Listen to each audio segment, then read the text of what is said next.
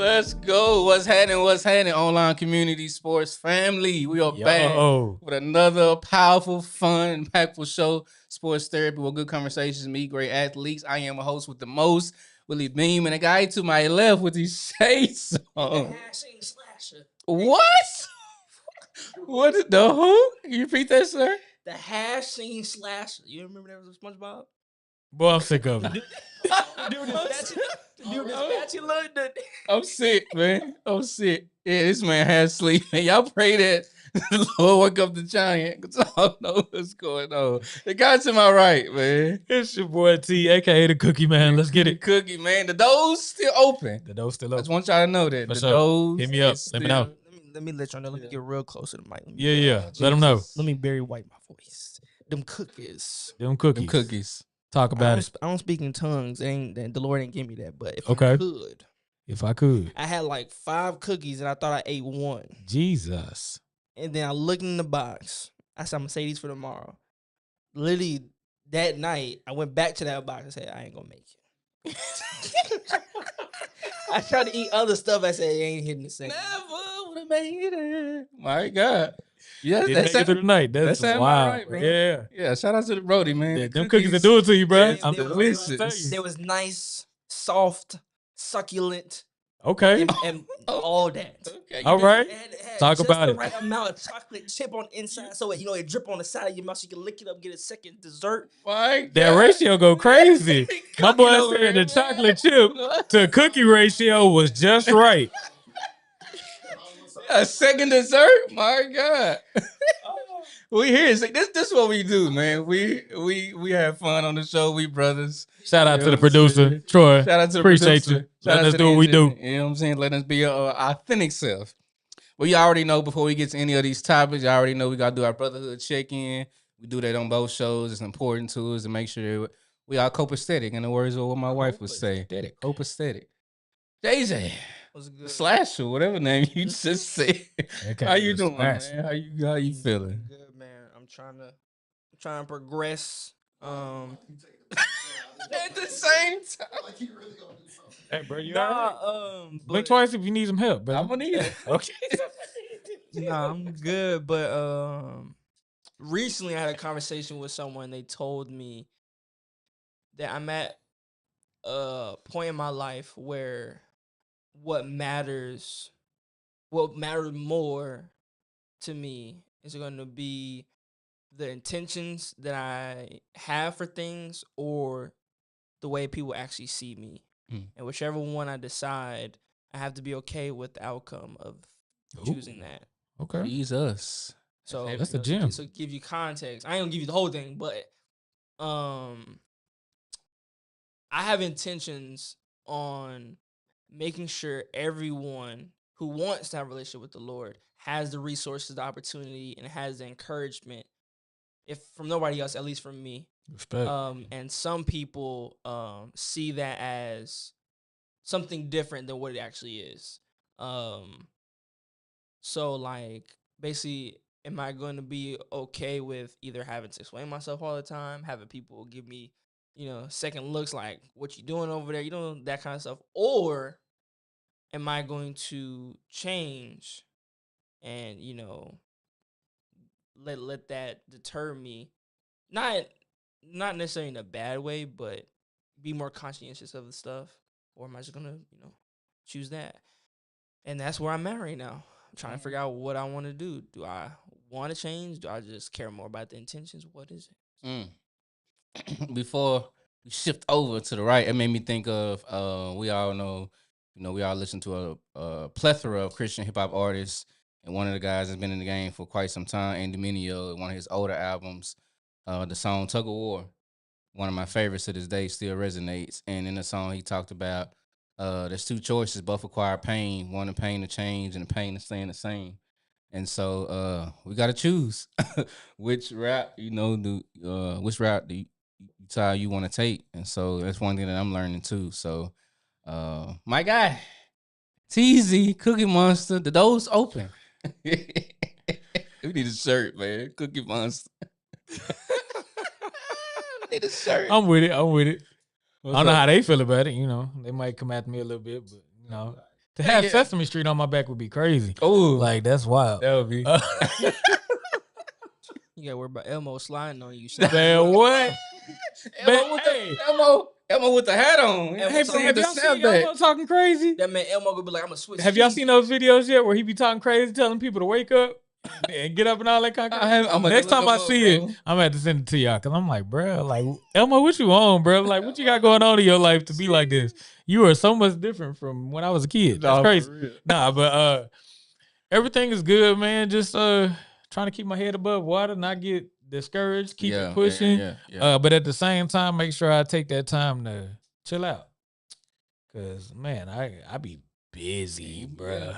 Like I'm always doing something, so I had to slow down. Like my lady was talking to me today. She was like, "Did you sit down at all? Like when you got home?" Nah, man, it's on go. Like I got things I got to do. So, but I still got to take that time to just kind of chill out. So. Yeah. Nah, I think that's important, bro. It makes me think of in Genesis when the Lord or God Himself was going through the creation.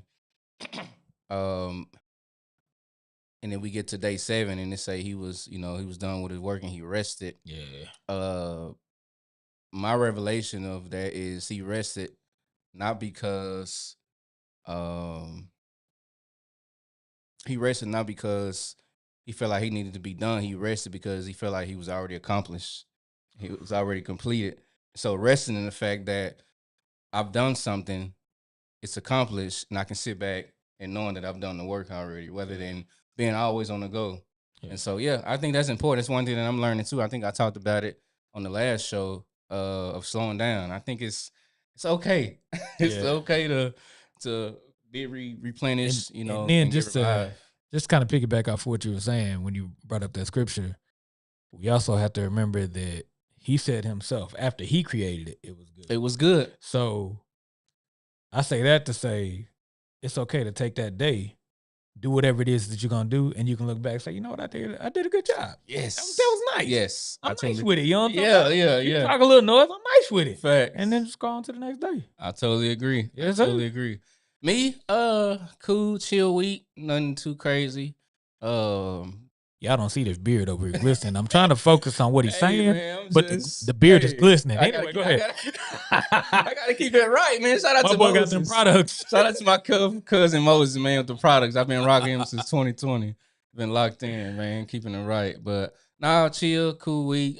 Thank God the kids are back in school. Praise God. I'm just saying. Y'all know I talk about it on every show. He said, "Get out my library for now." Summer was crazy. So thank God that we can decompress and reset for the month of August and prepare for September. But chill week. But I do want to give a shout out to Rita, big sis. I put it in the chat. The little art wall that we made, at the library. That's dope. Just sitting back and looking at it after we finished it yesterday, man. Just a reminder to me of the Lord allowed me to use my voice to sit down and interview different people, man, from all walks of life, different backgrounds, different cultures, from fitness to community leaders to public figures to fitness coaches to musicians to authors to Christian authors, whatever it is. It's definitely been an amazing journey to know that I have a voice and he's allowed me to use that. So yeah, man, after we got done, and I sat there, man, probably for like 5-10 minutes just looking at it, I'm like, yeah, Lord, we here. We here, man. So it was definitely a humbling moment to know that this is the beginning and there's more to come. So nice. Yeah. That was cool. Y'all already know Icebreaker is here. Yeah. Y'all put y'all comments. Put your comments in the chat. Those that's watching us, man, put your comments, put your notes, put your thoughts in the chat, man. Y'all already know, man. Icebreaker is another staple of this show. So we already know that in the game of sports, whether it be football, whether it be basketball, basketball specifically, soccer, lacrosse, all of that. Yeah, all of them. We have a starting roster that's out there doing their thing, holding down. But outside of that starting roster, we know that there's a bench. Mm-hmm. People that they have on their bench that they can substitute and choose throughout the game. So, in the context of this question in regards to our life, What is one thing you need to leave on the bench so that you can become the person you are called to be? What's that one thing that you need to leave on the bench and say, Lord, I don't need this in this season. It's a hindrance. It's not helpful. It's unhealthy. What is that one thing that you need to leave on the bench so that you can become the best version God has called you to be? See, your brain's turning. Oh, mine. I made my decision already. I can go ahead and go. Yeah, you go ahead. So, for me, that one thing that I would leave on the bench. You say leave on the bench. I'm trying to put it off the team. That too. But doubt, self-doubt. Yeah. Yes, that's a good one. Self-doubt. Even dealing with that Sunday before I had to do what I had to do. Yeah. Nah, bro, you got this. What you tripping on? It's major, but it's not as major as you making it. Facts. Yeah. Like, what if they not? They not. God gonna lead you. Yes. He gonna direct you. You already prayed, bro. Go do it. Go do it. So yeah, I would definitely have to say for me it'd be doubt, because doubt is what held up the business for as long as it did. People have been telling me to do that for the longest, or saying that I could. They would buy the cookies, and I was just, man, whatever, you tripping. I'm like, it's not even that serious. Now I'm like, dang, I should have done that a long time ago. But it was doubt. Wow, that's a good one. Kick it off the team, like my brother said. What? You don't need to be on the team, not even on the bench. I ain't got no space for you, bro. No space. That's good, bro. My guy, the slasher, I guess. For me today, similar to what Montez said, I want to kick it off the team, but I'll leave it on the bench for now. For me, it's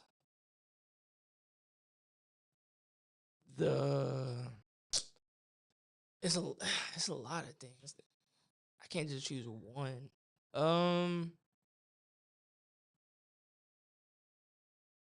So yesterday I was on the phone with my uncle, and we were talking about just life in general, plans, aspirations, plans of world domination, all that good stuff.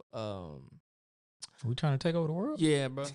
Thinking in the brain. Take over the world. We were just talking about a bunch of stuff, and we got to some real stuff. I was talking to him about my dad and my brother and our relationship and stuff like that. Okay. And just my worries and stuff like that. And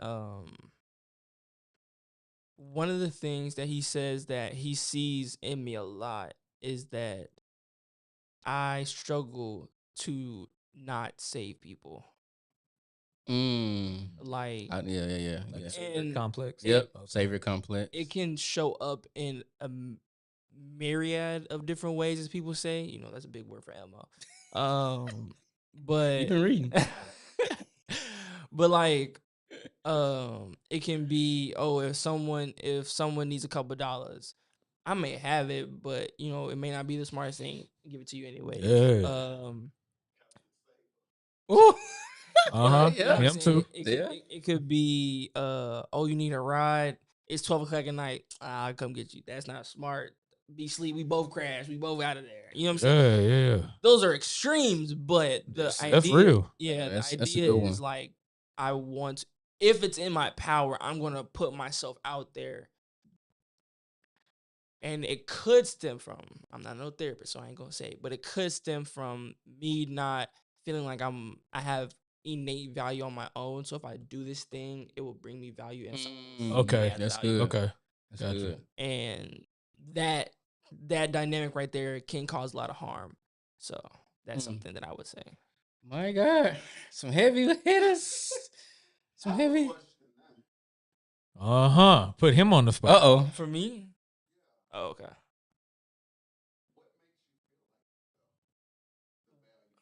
What makes you feel like the What value makes is you feel not like there, I'm sir? not valuable? I couldn't tell you. Hold on, I gotta sit. I gotta sit the way that they sit. I can't tell you. I can't tell you why.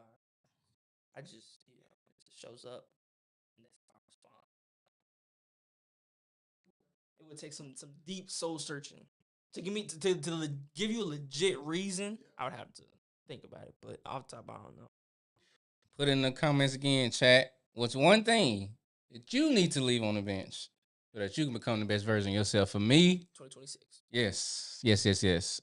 For me, it would be leaving condemnation on the bench, Okay. and because it can go multiple ways. So the umbrella of that would be shame, Yeah. be guilt. Like Ted said, it'd be doubt, it'd be insecurities. It can be, like you mentioned, the real. It can be, am I valued? The way that I should be. And so, yeah, because for me, man, I'm a person. When I make a bad decision or a poor choice, I can really be hard on myself Yeah. and beat myself up. And the enemy can play on that. And make you think that the mistakes that you made or decision that you made is the end all be all. But I'm reminded of the Lord's mercies are new every morning, and so that's always a reminder for me, man, when I'm going about my day and I'm getting up and going throughout my 24 hours that the Lord's mercies is with me, despite of what I do, despite of what I say. Yeah, He got me, and so for me, that's one thing, yeah, that I would leave on the bench, man. Is condemnation, because condemnation doesn't come from God. It's the difference between condemnation and conviction. And so, yeah, that would be the thing that I would leave on the bench. So I'm saying since you ain't do it, I'm gonna do it for you. Uh-oh. It says in Romans 8 Uh-huh. that there is no condemnation. There is therefore now no condemnation to What it says, That's sir. what it which say. are in Christ Jesus, who walk not after the flesh, but After the Spirit. My After God. the So, Spirit. the fact that you are Who you walking in after? the Lord, there's no condemnation. So if He's not doing it, you shouldn't be doing it.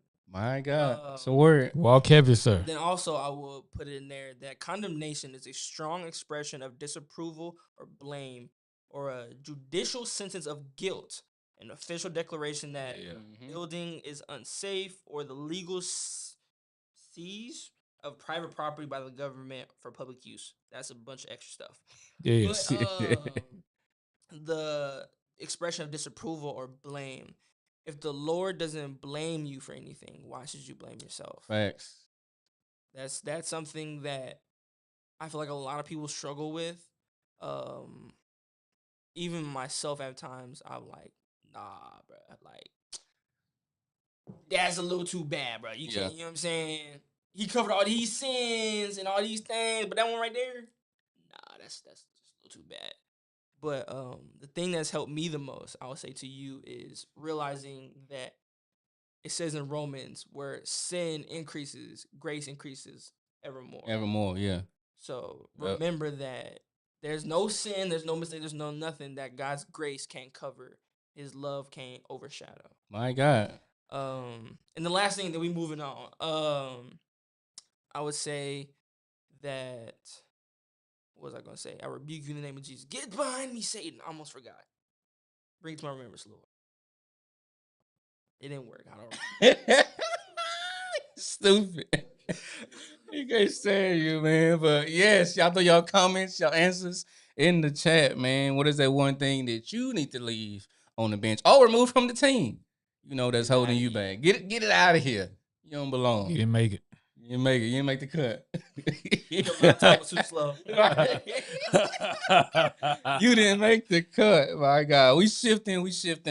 One of our staple topics, staple segments of this show, DFW Spotlight. You already know what it is. We talk about local sports within the DFW Metroplex, local coaches, local athletes, schools, different things of the sort. And so I thought this was pretty cool to highlight as I was, trying to figure out what we can discuss in regards to sports throughout DFW.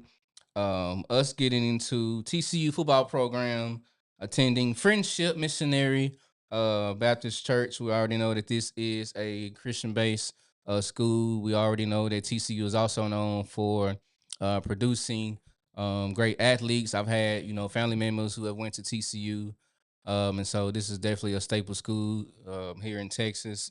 Of course, purple is my favorite color. You know what I'm saying? Represents royalty. You know what I'm saying? So Talk about it. Yeah, talk about it. You know what I'm saying? It ain't there no coincidence.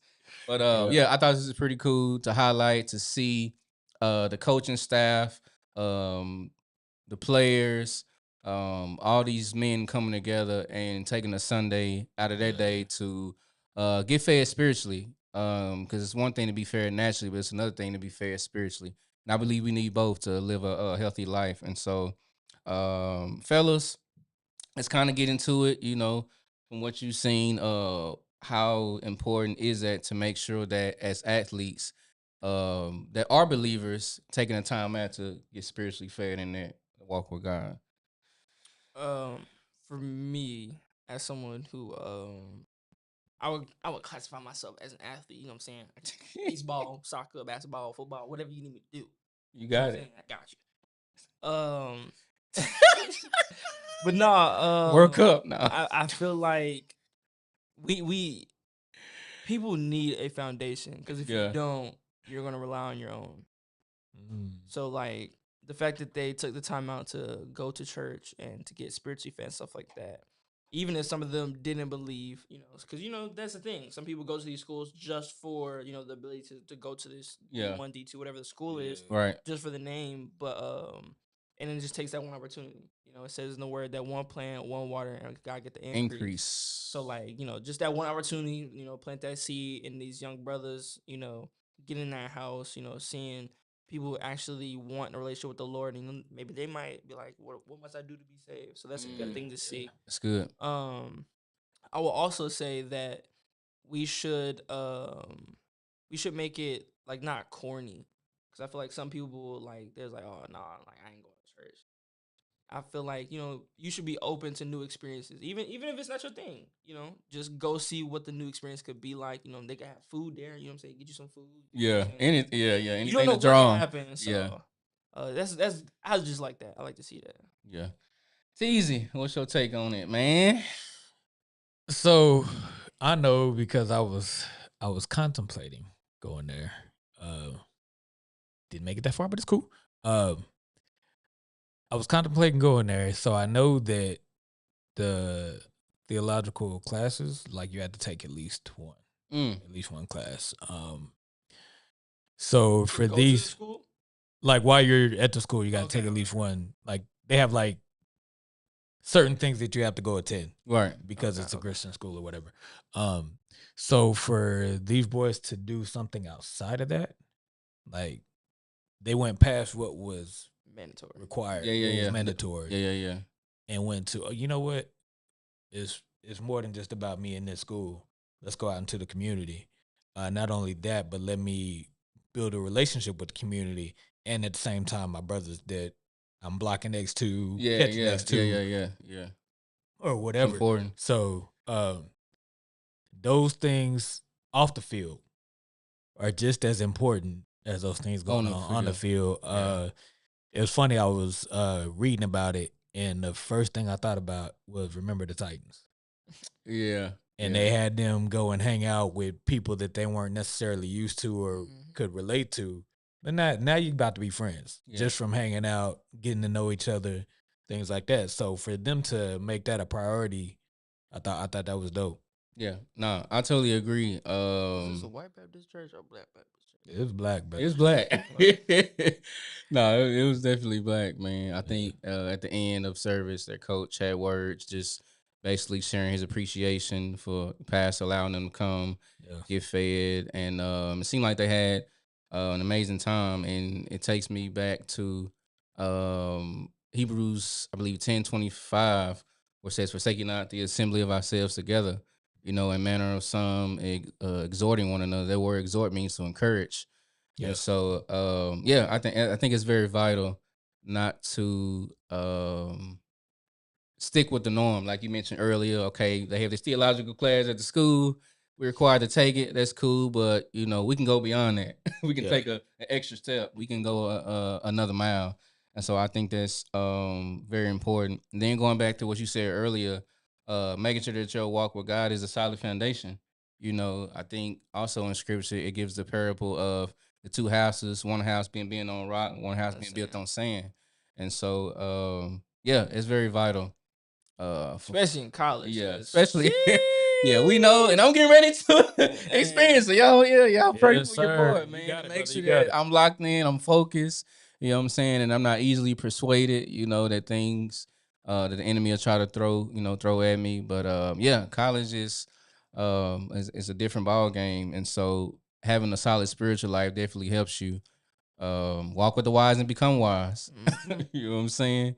a companion of fools suffers harm. So, yeah, it's very very vital. Not just having that camaraderie on the field, but having it off the field as well. And then another thing, of course, teamwork makes the dream work. Yep. You know what I'm Yes, saying? sir. You can't do it by yourself. You need a group of brothers, black, white, Hispanic, Indian, or whatever, to come Orange, to green, blue. orange, green, blue. You know what I'm saying? To come together and so you gonna look a little suspect, huh? Bro, you look a little sick. You okay? You okay? You okay? That's hilarious. No, but yeah, man, it's teamwork make the dream work, man.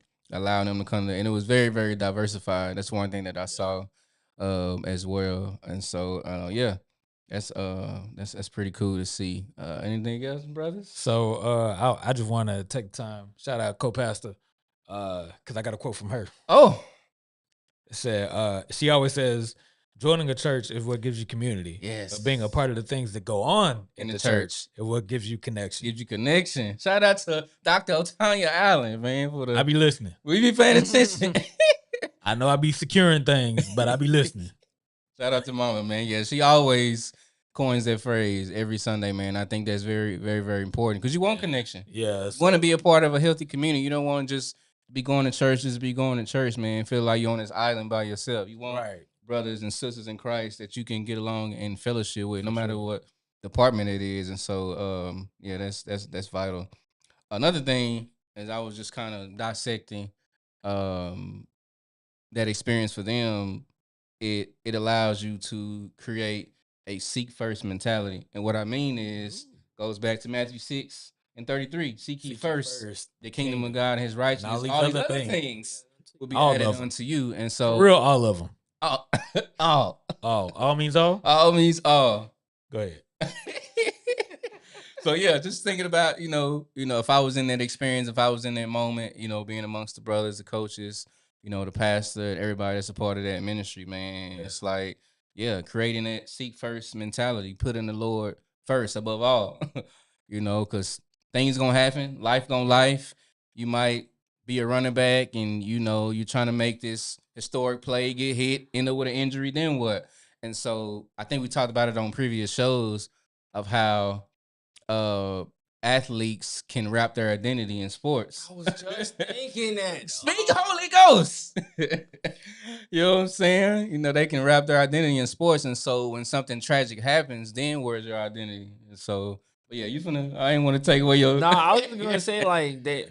If they lose that leg, you know what I'm saying? They used to run 100 mile, Right. 100 meter, 100 yard, whatever it is. 100-meter dash. We You know what got I'm saying? They lose that leg. Yeah. They're like, dang, now I'm not worth it. And especially if they lose their scholarship, they lose, fans, they use whatever. Like they can spiral out because that's all they've known for the last.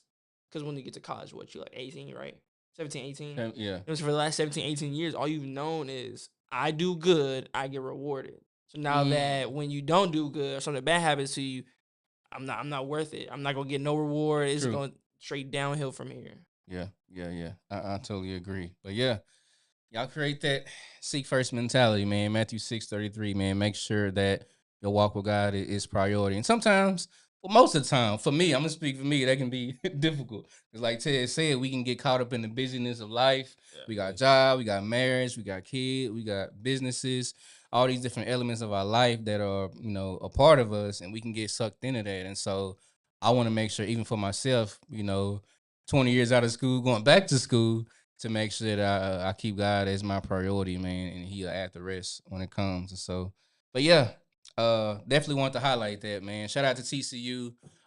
You guys have an amazing football program, always known for producing some athletes that we know. And so keep doing your thing. And all those men who are part of that, football organization, the staff, the coaches, man, you guys keep doing that. Don't let it be a one-time thing. For sure. You guys keep moving forward in that direction.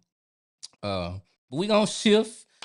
I think it's gonna get real good. I think it's gonna wake up the giant in my left, only because he is in the trenches. He has been to multiple games. What? He's seen all kinds of things, He's for seen sure. it all. He experienced it all. You know what I'm Definitely saying? looking forward to what he's got to say. For sure. Yeah, WNBA playoff predictions, man. We're here, Brodies. We are here. We have fell in love with the W. Yeah. It has grown. The viewership has grown. The money has grown. The bag has grown. And these women are doing amazing things, and they can hoop. I just want y'all to know they can hoop. I've seen it in person. We've all seen it in person. Yeah. These women can hoop. So, fellas, let's get to it. I'm gonna let one of y'all kick it off, man. WNBA playoff predictions. What we got, man? Give me a tape. So I'm gonna tell you mine. Then I'm gonna tell you what my coworkers said. So for me, my predictions was I'm gonna give you the 5. I thought it was gonna be the Lynx, the Aces, the Liberty, us, the Wings, and then whoever else get it up in there. One team, all those teams were in there. I think she added the Fever in there. But one team I didn't expect her to say was the Valkyrie. Now, I'm not saying that they're bad, but I never thought that they would be even thought that they would be doing anything in the playoffs. They are a sleeper. For real. And it's only because where they thrive, people don't pay attention to. Okay. Yes. Their defense goes crazy. That's what I was going to say. The defense goes crazy. Yes. And that's not necessarily the focus of most people. We're not out here, I've quoted it before, like, we're not out here looking for good defenders. That's not what's praised. It's putting up the points. Yes. So, the Valkyrie, woo. Yeah. I like it. For me, Gabby Williams, she's on my fantasy. You know what I'm saying? I had to pick her up. I don't know why. Who was she with before? Gabby Williams? Ooh. She was with Seattle, right? I believe. I don't know why they let them go, dog. But like seeing them in person and how effective they were on responding to defenses and just issues on the court. Some teams, they take a minute to like warm up, to catch on the scheme, stuff like that. But watching them, especially because we lost to them, it's like there's something there. Like if they have a 7-game series, I definitely could see whoever they're playing against it being a tough. Oh yeah. I can, I definitely agree. Watching some of the highlights from Golden State Valkyries, like Ted said, defense is not praised, it's not celebrated. I mean, in both leagues, and so watching a lot of their highlights, they definitely stand 10 toes down on the defensive end. And another thing that I saw when I'm looking at their roster, they have at least 8-9 people who are 6 foot and up. So they got size over there, which helps, their defensive presence. So, Golden State Valkyries is definitely a sleeper. Here are the top 8 so far right now. Minnesota, they already clinched number 1 seed. Golden State looking at the 2 spot. Vegas is 3. Atlanta Dream is 4. Fever is 5. Liberty is 6. Dallas is 7. And the Washington Mystics is 8 right now. So we shouldn't be 7. Give me your take, bro. Like I just talked about earlier, you in the trenches, my guy. You in it. Give me your take on the Wings. What we gonna do this year, bro, man?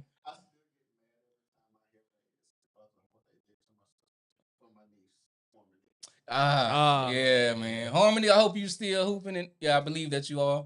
Yeah, we definitely got to bring you back on this show. But keep doing your thing. Keep doing your thing. Sure. I'm gonna say this. I had got some wise words from my uncle concerning the Wings.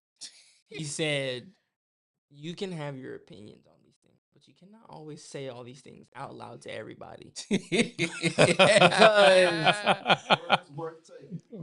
Because I don't know if I told you guys, but the owner of the team, his son is a team attendant. And I've talked to him before about getting rid of Enrique and and he was like, you on there now. I pray it doesn't affect you next season, but just be careful. I was like, you know what?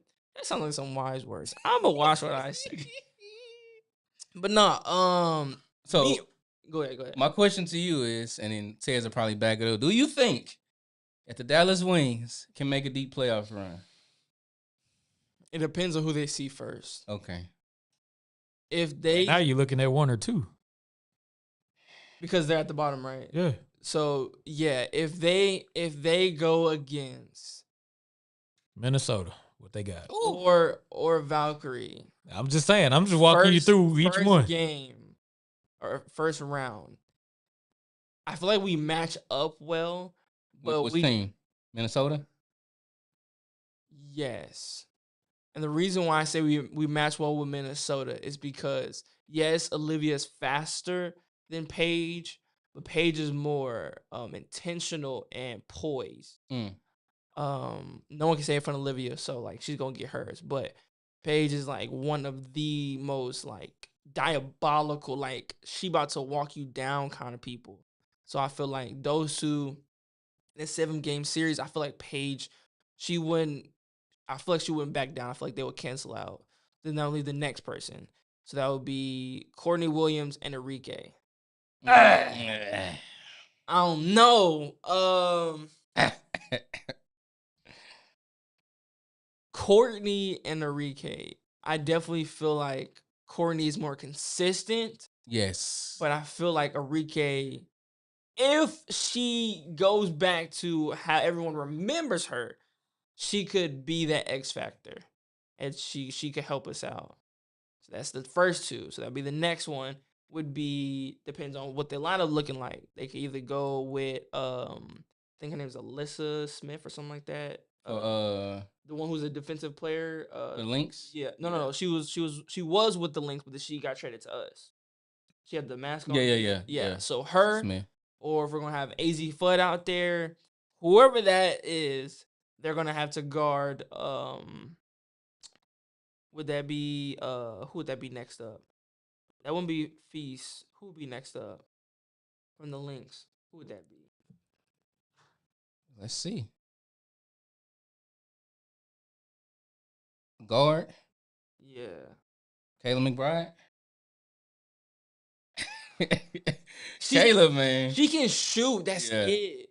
So I feel like if we put AZ on her, but AZ, she's really good on defense. Yeah, she's definitely a great defender. Yeah. It's like, can you outshoot a shooter like her? I don't know. I might give that matchup to the Lynx because of experience. I think she said she's almost 40, right? Who? McBride. So I feel like she has experience. Yeah. So I feel like that would be AZ. The next would be Fisa versus freaking whoever else. At that point, it would be whoever it is who shutting down Fee. And then Howard container.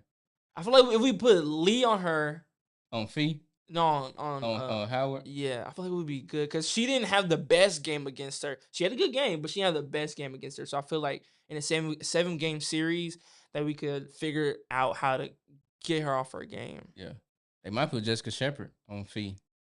Yeah, you're right. Yeah. She's stretched big. They might put her on Fee. But like I'm saying, like that's a good matchup. Yeah, that would be good. I definitely, if we do what I know we're able to do, it's going to go to 7.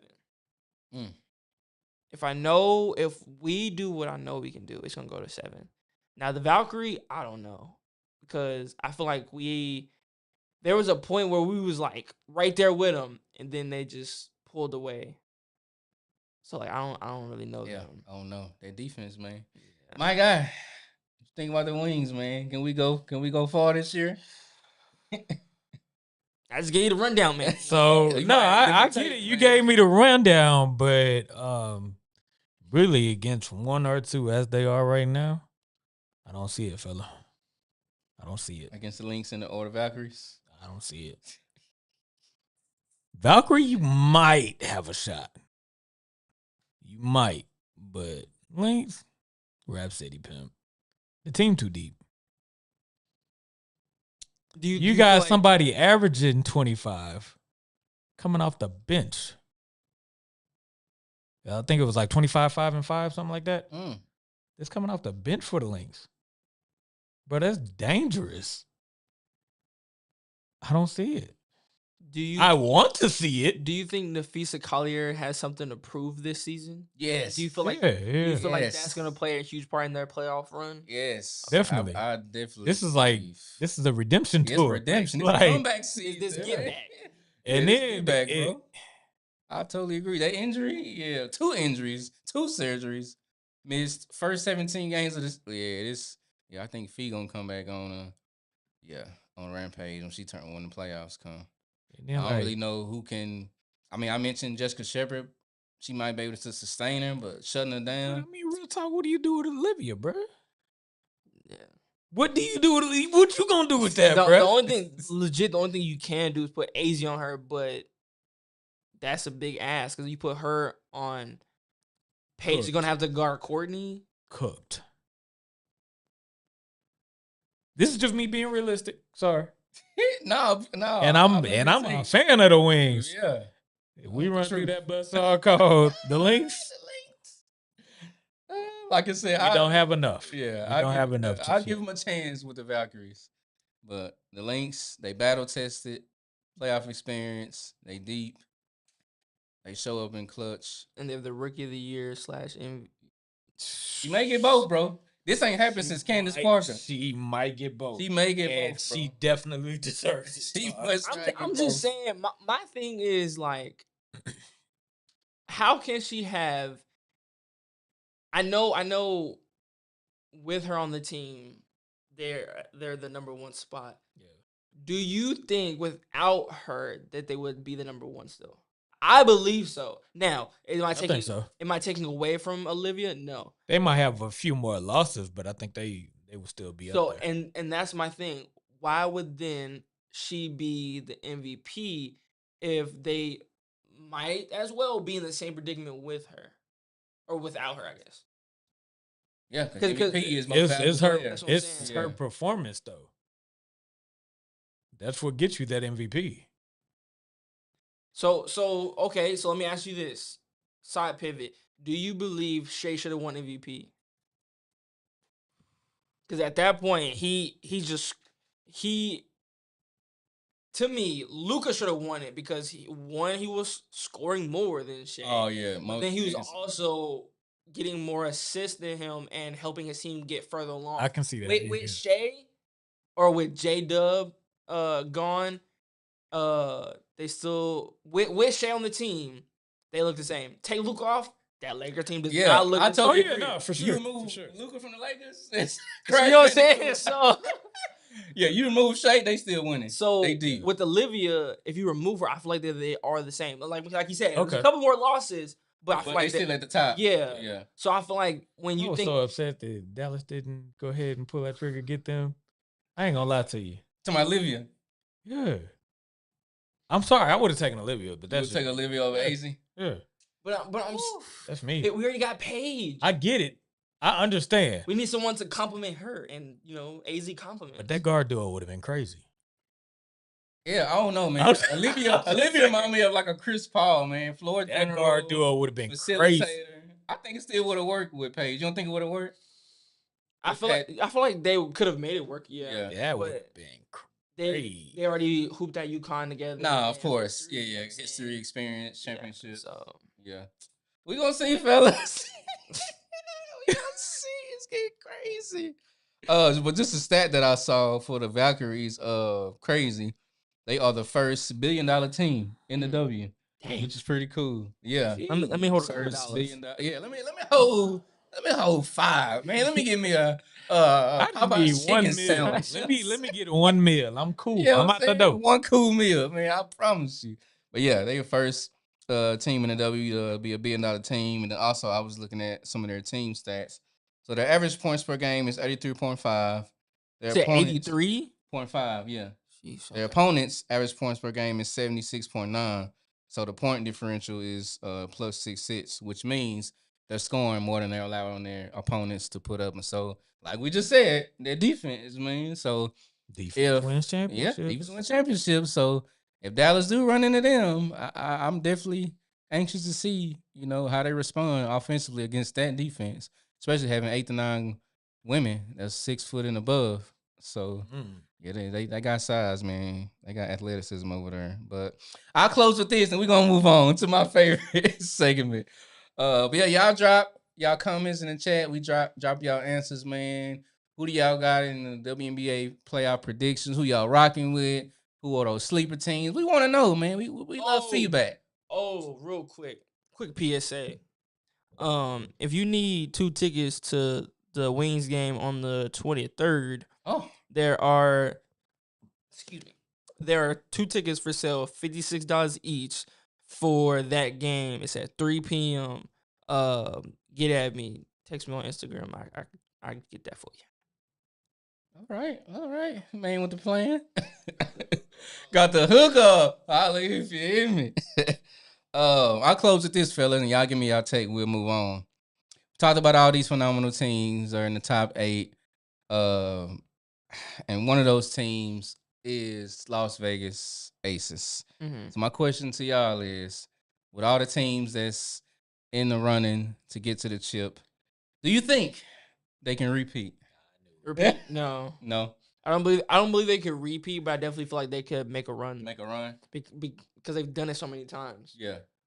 They'll make a run. They won't repeat. The skill on that team, Asia Wilson alone, bro. You like in a 7-game series, you gonna stop her? No, not 7 games. With Jackie Young, how she's playing right now. Yeah. Like, you know what I'm saying? Like they have a lot. Chelsea Gray. Woo. Hit back-to-back threes. They won to win the game. Won to go to overtime. So like, they're definitely gonna make a run, but I don't think they're gonna repeat. Because like everyone says, it's super hard to repeat. It is. It's not impossible, but it's very hard. We've seen it in the NBA. Last 8 seasons, it's been a different champion. Yeah. So it can happen in W. But y'all put y'all comments in chat. We're going to close the show right, man. Y'all already know this is my favorite segment of the show, staple segment of the show, therapy session, where we get into the emotional, the mental, the spiritual side of these athletes, these sports analysts, these people who are in sports media, man, because we believe they're not just athletes, that they are human beings. And so I think this is a great topic to close the show. This is a guy that we've seen grown in the media space. This is a guy that have won a sports Emmy being in the media space, working with ESPN. This is a guy that has great credibility. This is a guy that has his own personality, his own swag. Boy, be suited and booted. Man. Boy, be suited and booted every time, man. I'm taking notes. I would watch my guy like, man, that is a bad suit. So we are talking about the one and only Ryan Clark. A few weeks ago, fired from ESPN. And not just fired. He was fired mid-show, which is crazy. He worked probably 30, 40 minutes of show. They go off air and they call him to the back and say, hey, sorry to tell you, bro, but we getting you up out of here. So fast forward. Hey, Troy, do me a favor. If I'm ever that bad, brother, if you ever got anything against me to even want to do that, just let me finish the show, bro. Please. I will walk out of here and not knock nothing over. I promise you. Just let me finish the show. Oh my God. Ain't no need for me to act like that, but bro, just let me finish. Let me do this one last time, bro. That was wild. It was wild, bro. Yeah. How you come back from commercial? There's somebody else sitting there. Like, wow. But yeah, we finna get into the meat and the potatoes, man. But before we get into the context of how that happened, how that transpired, our take on it, I always like to acknowledge what people have done in the media space. But before I get to that, we already know him as a former NFL player as well, Super Bowl champion with the Pittsburgh Steelers, named Pro Bowl selection in 2011. Like I just mentioned, in the media space, won a Sports Emmy Award in 2023 for Outstanding Personality and Studio Analyst. Also, he became lead analyst and host covering professional football across major ESPN platforms. So this guy's multifaceted. He knew what he was talking about. He played the game. He lived the game. He breathed the game. And I remember him saying in this interview when he publicly confessed him being fired that it's one thing to get a perspective from someone who's in the helmet. It's another thing to get a perspective from somebody who's out of the helmet. Basically saying, I played the sport. Mm-hmm. So it's easier for me to talk about it and dissect it compared to someone. Not discrediting people who are analysts and people who have, or media not discrediting their opinion. You just have a different opinion. Right. You just got a different Just view. got different, just got different views, and I respect that. But yeah, fellas, I rewatched it because I was trying to get some more dialogue, some more revelation. So from what you guys have seen on the media, even from that interview, him publicly coming out, what's your take? Firstly, I'm gonna say, I commend him for being so respectful in some of the ways that he's handled it. A lot of people could have went a whole different. Oh yeah, could have been like Dave Chappelle. I quit. Yeah, like you know what I'm saying, went crazy. Yeah. But he didn't do all that. I would also say that because people don't treat you right, you know, when the day comes and the Lord calls us home and he asks you, why did you do X, Y, and Z? You can't say, oh, because they did this. You won't have to, make an account for what you did. Facts. So, I commend him for that, keep taking care of his witness, making sure that he holds himself to a certain standard and making sure his character isn't destroyed because of other people's bad choices. But I think it was kind of crazy. Like you said, doing it on air, like you didn't even have the decency to be like, yo, before we start, I want to talk to you about something. Or even like Montez said, let us finish. And then say, hey, one of the two. Like, you got one more show, then you gone, or after this show you gone, something. But just like doing it just like on the whim like that is kind of crazy. Not it is crazy. I don't believe that was a professional way of handling things. I think that believe there is a bigger agenda because there ain't no way. Yeah. It there ain't no way that's just normal. There has to be something there. And I just. So go ahead, brother. Just to kind of piggyback off that last statement that he made, and it was something that I thought about while I was watching or rewatching that footage. What do you do when someone else paints the picture? My God. Oof, that's heavy. Yeah. Because you can't control the narrative at that point. What do you do when somebody else paints the picture? Yeah. It's not under my control anymore. I don't get to say so. You got the voice at this point. You can paint that joker however you want to. It's like that joint where you go on a little date or whatever, and she painting you and you painting her, and then you turn around. Yeah. Man, that gonna look beat up. That look crazy. I've seen a lot of those. Man. Like, what is that? But the crazy part is, it's based off of their perspective. Not only their ability to paint the picture, but also their perspective. So, like, I don't know if y'all have ever done it, but there's those ones that do like the caricatures where they'll make fun of your nose. They'll make it like 10 times bigger than what it actually is. What do you do when somebody else has control over that? That's heavy. Know the one who is in control. My God, that's a gem. I want to add to that as I was rewatching too. I think it was like mid-show, and Ryan said, watch who you listen to about me. Yeah. Watch who you listen to about me. Be careful of people that are speaking things in your ear that's not my makeup. That's not who I am. That's not my character. That's not my integrity. So watch who you listen to concerning me.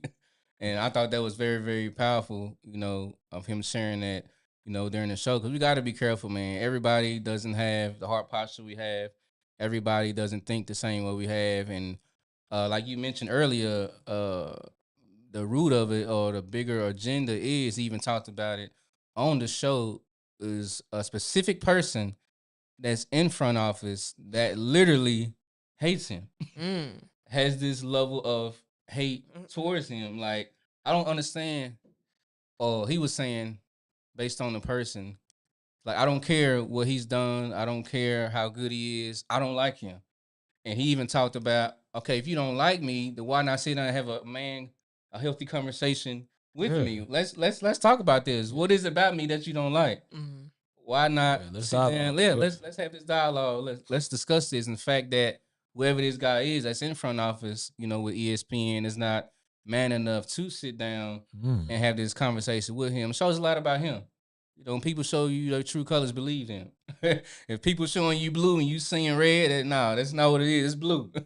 Don't change it. They are who they are. And so that was one thing that really, really stood out to me when he was opening up about this specific person that works for ESPN and in the front office. Like, why haven't you come to me? You know what I'm saying? So yeah, that was one thing that really stood out to me. And another thing, I think it was like in the beginning of the show, Fred Taylor asked him, did you see this coming? And Ryan was like, yes or no. And I put in my notes, what happens when the signs you see become the very thing that ends your career?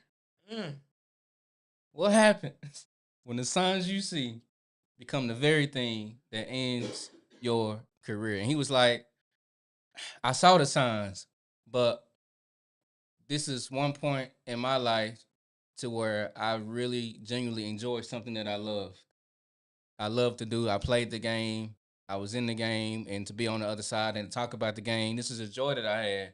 And so, yes, I may have seen the signs, but I'm not really worried about it. I didn't think that this would end my career, and so, yeah, I thought that was that was wild. Just thinking about that, like God just dropped in my spirit, like when you're using a GPS, and at some point, the GPS says, if possible, make a U-turn. Make a U-turn if possible. Make a U-turn if possible. What I can respect about Ryan Clark is he never made a U-turn. He might have shifted a little bit, took a little detour trying to fit that narrative, but he never did actually like, you know what? Yeah. All right, let me just completely change this. He never did that, so I can definitely respect him for that. Yeah. 100%. And another thing that we have to learn on whatever in life that we're doing, for him, knowing the person versus the analyst. Like the analyst is this guy who can speak well when it comes to sports, break down the game, stats, all these different things. I'm great at that, but I want you to I want you to get to know me as a human being as well, behind the cameras, behind the scenes, my character, my integrity, all those different things. And so I think whatever it is, people knowing us for us and not just what we can produce and what we can do. You know, for instance, for you, being this guy who's working with the Dallas Wings and being in the thick of it. Yeah, that's cool, but I want you to know the real for the real behind that. Even with you, running the business, the door's open. Yes, it's my brand, it's what I do, being a service to people, but I want you to know Montez as a person. Yeah. This is just a part of my life. And so I think that's one thing that I saw as well, having the ability to separate Ron Clark, the analyst, versus Ron Clark, the person. You know what I'm saying? So I think that's a huge thing. Another thing that I saw, and y'all can chime in, he said in the beginning, the things you love to do sometimes comes with a price. The things you love to do sometimes comes with a price. Everybody ain't gonna like what you do. Everybody ain't gonna respect what you do. Everybody ain't gonna be dialed in what you're doing. And we gotta accept that, from a biblical perspective, Jesus knew that Judas would betray him. He literally handpicked all 12, and he knew that Judas was going to do this. And he said, whatever you're going to do it quickly. Yeah. And so, not everybody going to rock with us, man. And we got to understand no matter what the Lord has us. And so, but yeah, man, anything else y'all got before we put a bow on it? I'm going to just say to him, obviously, if he sees it, that's crazy. But if you see this, man, just keep your head up. Like I said, don't let people deter you from the man that you are. You have your family, and that's all that matters. You have your close friends and stuff like that. So, be the strong black man that I know you can be. Better than black man. Fun. And at the end of the day, jobs go. There may be another opportunity that comes that's better. Probably not going to be the same thing, but it could be a better opportunity for you. Who knows? I think that it spoke volumes to hear how the people behind the scenes felt about him and how much they impacted his life. The fact that numerous people reached out to him just to let them know, how much he really meant to them and the fact that he got a chance to get his flowers. Yes. Because everybody doesn't talk about the good things that you do. True. They take their opportunity or their platform, even in this instance, to downgrade you, to belittle you, to just so they can say that they quote unquote won. Right. So for him to continue to be who he is and to make an impact on even the smaller person, it really blessed me for him to be like, a lot of the people that I work with grew up around the studio. And that was their goal, was to get into the studio. He was like, I'm not worried about me. I'm going to be good. I'm fine. But it's those people who this is what they had. This is all that they had, that he was really concerned about. So, man, that spoke volumes. And even the fact that we've covered so many topics that stemmed from his show. Like we talked about the Lacey thing. Yeah. And to know that talking about stuff like that is not necessarily what is good or what's going to get you on, but we still stood up and talked about it. I respect every one of y'all for that. Yeah. And my producer for allowing us to do that. Like, we got a space where we can talk about whatever it is that we feel like, and we're not shunned from it. We're not belittled for it. You walk me out the show, bro. Let me finish the show, engineer. I'm just saying. Oh, tell me before. I'm just saying. A chair gonna be thrown. Gonna be flipped. I ain't even that type of dude, but let me finish the show. Yeah. I won't turn over one table. I'm not gonna tap into my Jesus mode and turn over a table. I just walk out. Good luck to the next one. Yeah. It's good. But I do believe that Ryan gonna be all right. Yeah. He gonna be all right. Yeah. Somebody else will pick him up in spite of all of this, and I just can't wait. Yeah. So I can cheer him on.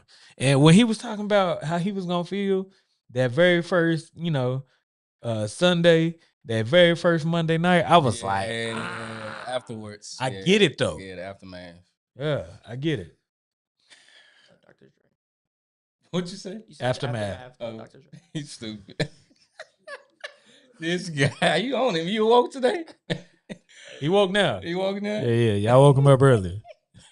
Y'all gotta go watch that. Man. Yeah, shout out to you, Ryan Clark, man, for number one, courage, the boldness to speak out, speak your truth, coming from you, the person who experienced it, and the person who went through it. And then, like you said, Tez, all the people that were, sending the text messages, the phone calls, that have been rocking with him throughout this journey. Stephen A., close friend of his. I think Isaiah Thomas, champion from the Pistons. Please talk about that, because that joker right there spoke to me. Yeah. IT reached out to him. He was like, if I remember this correctly, Ryan Clark was basically saying, and Isaiah was like, yeah, I know I don't reach out to you as much when you're being celebrated, when you're on the mountaintop, when you're doing what you're supposed to be doing. But I will reach out when things have happened or transpired the way you didn't want them to. So just letting you know, brother, that I'm here. You might not hear from me when you're being celebrated, but when you are going through those valleys, just letting you know that I'm here. And so, yeah, that spoke volumes to me too. Yeah, because to me, it's like you don't have no problem finding friends when you're up. When everything's going well, everybody named mama there. Facts. Oh, I got you. I'm so proud of you. But the minute you ain't got it, it's not going well. Yeah. Where'd they go? Where'd they go? Where'd they go? 100. They ain't got nothing to help you out or nothing. Like, so for him to say that, like, nah, look for me when you down. Woo. Yeah, that's when I started. Yeah, that was heavy. I like that. That right there, I was like, whoo, you almost got me. You almost got me. Yeah, they almost got me too when he started crying. I'm like, oh yeah, Lord, man. don't do it too. Yeah, man, what? I felt all of that, man. I felt all that. Nah, for sure. I'm going to close with this.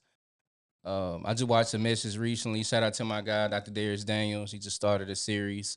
Friendology? Yeah. Relationology, something like that. So the first message, he was talking about friendships. And one of the gems that he said was, friendships are an assignment not a casual thing. And so we definitely have to be intentional with putting the title on people that we call friends, because they are assignments. It's not always going to be peaches and cream. It's not always going to be, you know, not always going to be tiptoeing through the tulips, like Pastor Laura would say. It's going to be some tough moments. Iron sharpens iron. When you bring two pieces of metal together, what happens? You get friction. And so there's going to be uncomfortable moments when it comes to building friendships and holding people accountable. And so, but yeah, that's it, man. This Sports Therapy Podcast, where good conversations meet great athletes. The host with the most, Willie Beam, and the guy to my left with the shades. It's your boy, the # Baba Bandit, JJ. In my head, I'm like, ain't a stain on me. Ain't a stain.